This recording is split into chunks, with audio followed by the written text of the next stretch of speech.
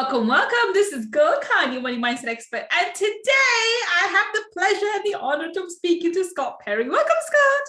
Hey, Gull, it's great to be with you today. Thank you.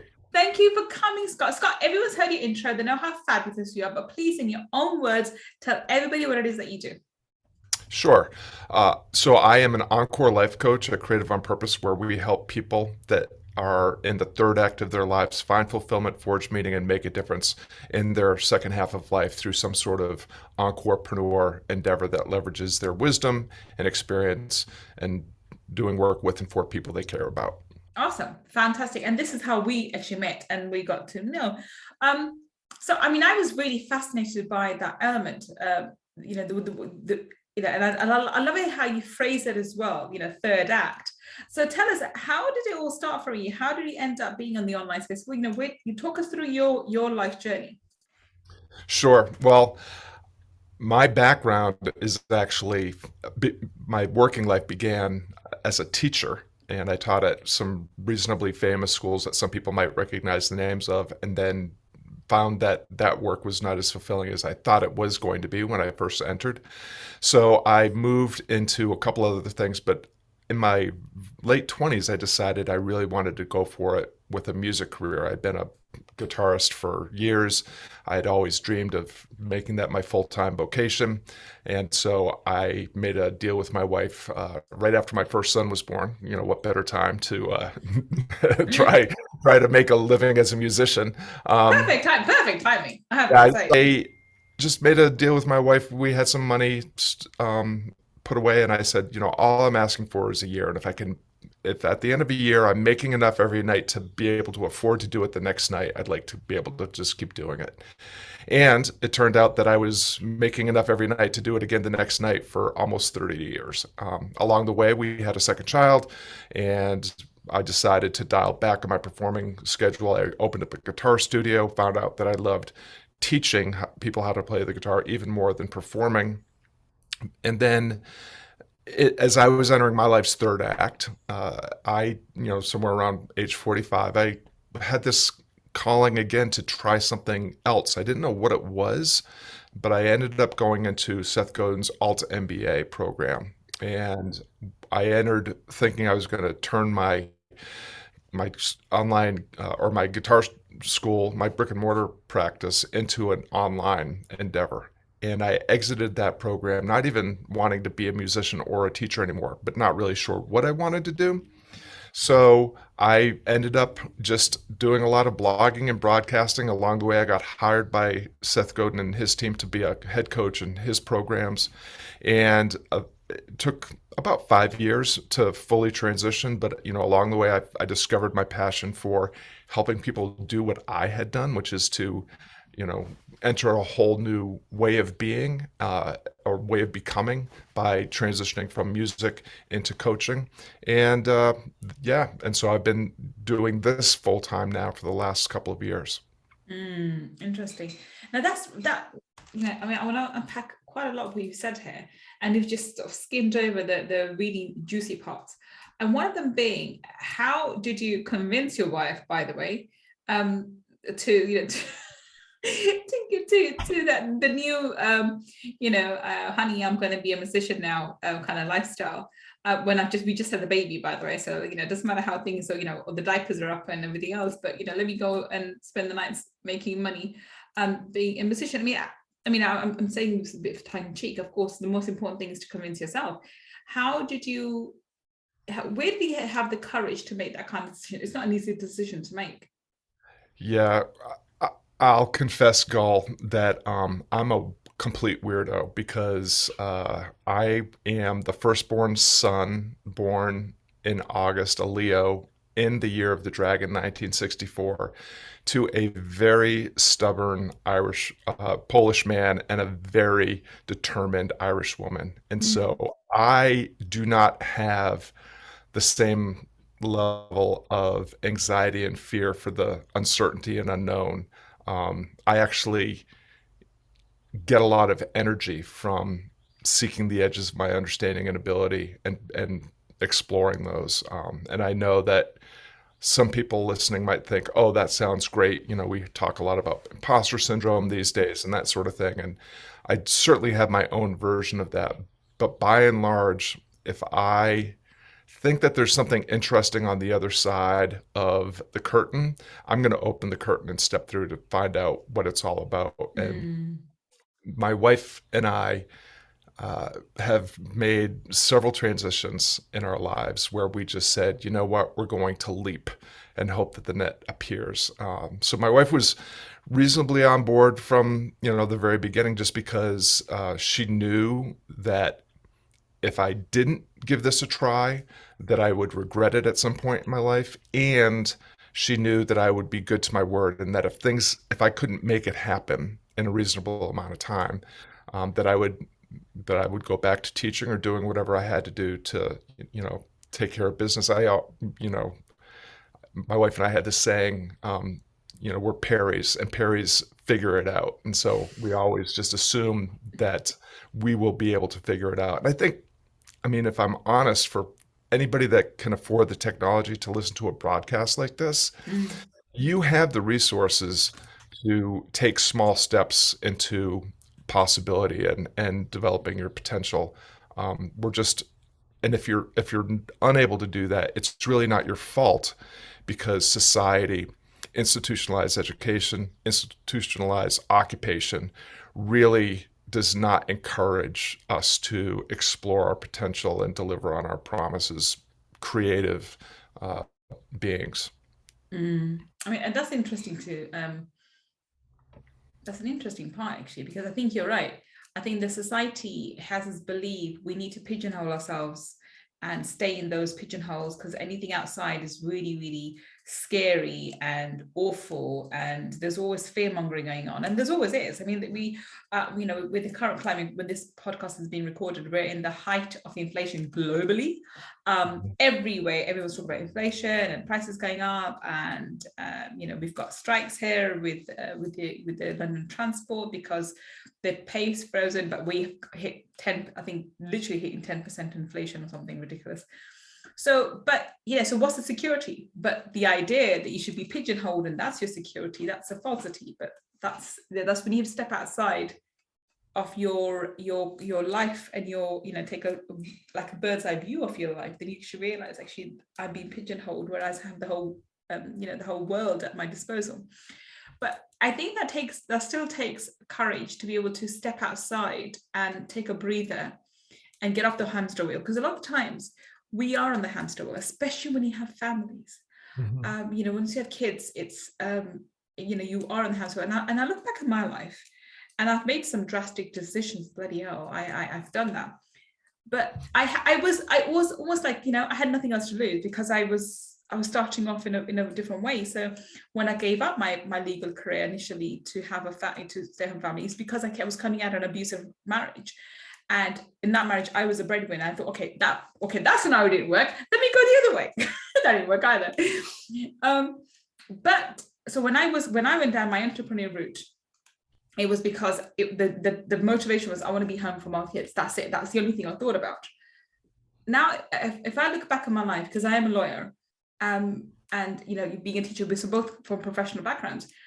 If I had a thriving corporate career, would I have the courage to leave it when I've had a child or when I've had young children and go on to do something that I'm passionate about? I would say, as much as I would love to say, oh, I've got the courage. No, yes, I would. I'm going to have to say no. The reason why I chose this path, because when it came to the crossroads in my life, I had to either go back to the legal world and start from scratch there, or start scratch somewhere else. So I thought, you know what, they're equally awful. This path at least allows me to work around my kids. That's why I chose it. Does it make sense? I'm just being very open and honest about me, and I think that's why Divine Energy knew that would be the case and sort of directed me this way. But you had that courage, and I think you're very blasé, like, oh, it's just me. But I think you need to congratulate yourself to the fact that you had the courage to take an honest step like that, and it's paid off. It's worked very well for you in your life. But it was a major step, and then once again changing from that, from being a musician and quite successful, if you made a living out of it for the last 30 years, that's quite an achievement in itself. to step away from that and go into teaching, and then giving up both and going into completely different fields. Now, talk me through that. How did you, well, first of all, how did you know I don't want to be teaching guitar anymore? And secondly, how did you walk away from it? Again, that stable income, or some kind of stable income, because that's what you know. So talk us through, how did you work on your mindset, or what did you think about? How did you, convince yourself to walk away from that as well? Considering that you've done that for 30 years. Yeah. Well, I think that something that there are two things. There's something that motivated me from a very young age, and there was something I learned at a very young age that really helped. The thing that motivated me was I was introduced to the Meditations of Marcus Aurelius in the seventh grade by my Latin teacher. That is a journal of the last of what are called the good Roman emperors of the Roman Empire, Marcus Aurelius. And it's also one of the primary texts referred to by followers of Stoic philosophy. And so Stoicism is very misunderstood in this day and age. A lot of people have heard of it because people in the Silicon Valley and people like Ryan Holiday and Tim Ferriss have popularized it. But Stoic philosophy is essentially a philosophy of life that promises that if you pay attention to the content of your character, and if you engage in the world with intention and integrity and serve others, that you can experience joy and equanimity regardless of what happens to you in life. And one of my favorite Marcus Aurelius quotes is, I won't give it to you in Latin, or Greek, but it's, think of yourself as dead. You have lived your life. Now take what is left and live it properly. And so this is a practice in what the Romans called memento mori. And it literally means remember you die. And it may sound strange for a seventh grader to have this idea resonate, but it really did. And it's something, and the amazing thing to me about, being given a copy of Meditations by my Latin teacher in seventh grade is I essentially stole the book. I never really gave it back. And at the end, when I graduated, he just said, keep the book. And that I wore that thing out. I read it so often. And it literally became a manual for me to, in everything, in the way I approached every element of my life, relationships, work, friendships, personal development. So that's something that I've had from a very early age, is this idea that, whatever meaning my life has is based on what I do with it, as I am on this journey from womb to tomb, which is the journey we're all on. Absolutely. The other the other part of it is, I want to just clarify that I didn't burn any bridges. So when I transitioned from teaching to becoming a musician, I was building a music career alongside of my teaching career. Okay. When it was clear that I had a legitimate chance of going all in on music, I then had that discussion with my wife and went all in with music with a plan. And that's the thing, is I think dreams are really important, but a dream without a plan is just a wish. And, the universe is not conspiring to just grant your wishes. You have to be thoughtful and deliberate and plan, and you have to engage it with intention and integrity. You have to do the work. I'm not, not dissing the idea of The Secret or manifesting or all that. I think it's a both and. You have to have the dream, you have to have a pursuit, and you also have to do the work, and you have to be thoughtful and deliberate about the way you do that. So when I transitioned from music to coaching, I, number one, picked up a really sweet gig as a head coach in Akimbo workshops. So I immediately had, some income, and I built my own practice alongside of maintaining a studio and teaching guitar lessons, coaching in the Akimbo workshops, building my practice, when I was able to, when I had a practice of my own that was big enough, I closed down the studio. And when I had a practice that was big enough to do without being a head coach in Akimbo workshops, I ended my association with very amicably. And I'm very grateful to Seth and the Alta MBA and Akimbo for all the opportunity and the learning that happened there. But it's not as cavalier as it may have sounded when I first articulated. There was a lot of intention. There was a lot of planning. There was, plenty of failure, but never expecting that anybody was going to hand anything to me, knowing that I had to work for it, and knowing that it might not work out, and that would be okay too, because I think that the reward of your life, the real reward in your life, is based on the quality of your effort, not in the results. The results are actually not yours. You may or may not receive them, but there's so much beyond your control that the only thing within your control is, as you were referring to, the thoughts in your head, the thought and your interpretation of what's going on, and what you decide and do next. That's all that's yours. And if you do that, again, with intention and integrity, what, in my experience, prosperity and profitability can follow, and often do. I think that's a great way to look upon it. You need to have a plan. I mean, I think, and I agree with you. I do teach law of attraction, but in the right way to, well, law of attraction, I want to be very clear about it. It's happening all the time. It's just getting the law of attraction to work in your favor and for it to bring the things you desire. That is what people need to work on.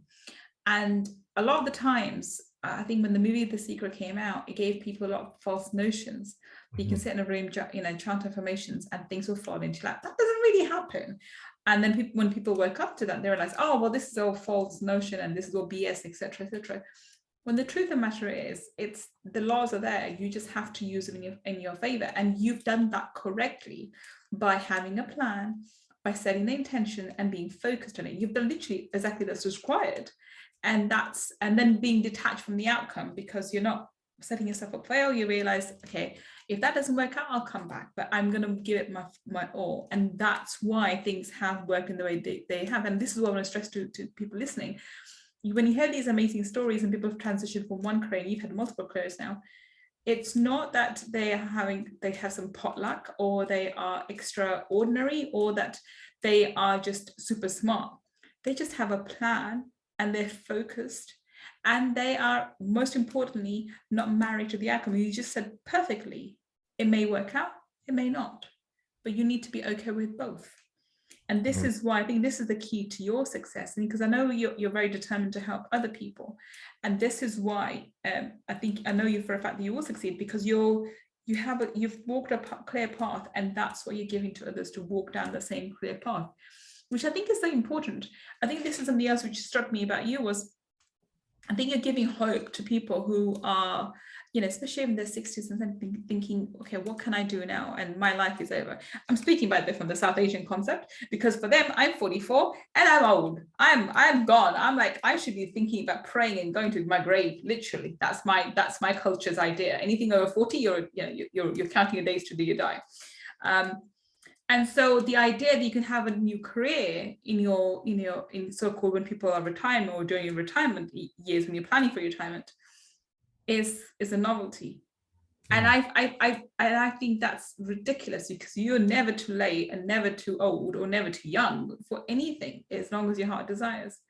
So what pushes you along? Well, when you come across people, say for example, someone in their 70s, and they say, look, Scott, dude, you're only like 50 something, I'm 70 something, what can I do? And I've got health issues, and I don't have that mental capacity now, and I just want to chill and relax.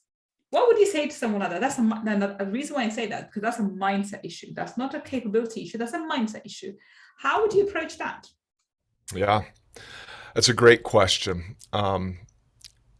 So one of the things that we say very frequently at Creative on Purpose, and in the work I do as an Encore life coach, is Choose your story, choose your future. If Mm. you are telling yourself a story that your life is essentially over at age 70, then you are telling yourself a story that you will make true. Yeah.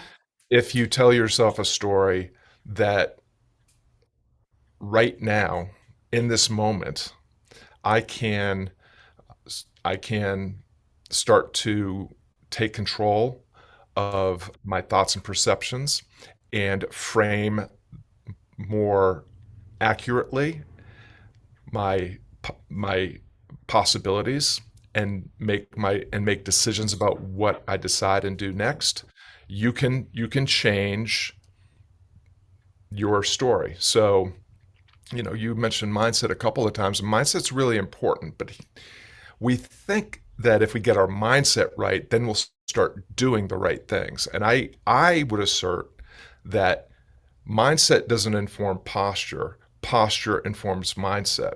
Hmm. And just by way of example, when you were an infant and you were witnessing all these people doing this moving your lips and sounds coming out thing, and you realized, and you saw people interacting and engaging and smiling and laughing and whatever it was, you decided that that looked cool. Now, nobody gave you a mindset. Nobody's, sent you Zig Ziglar or Tony Robbins tapes and said, listen to these and you'll get your mindset right so you can talk. They didn't provide you with any instruction whatsoever.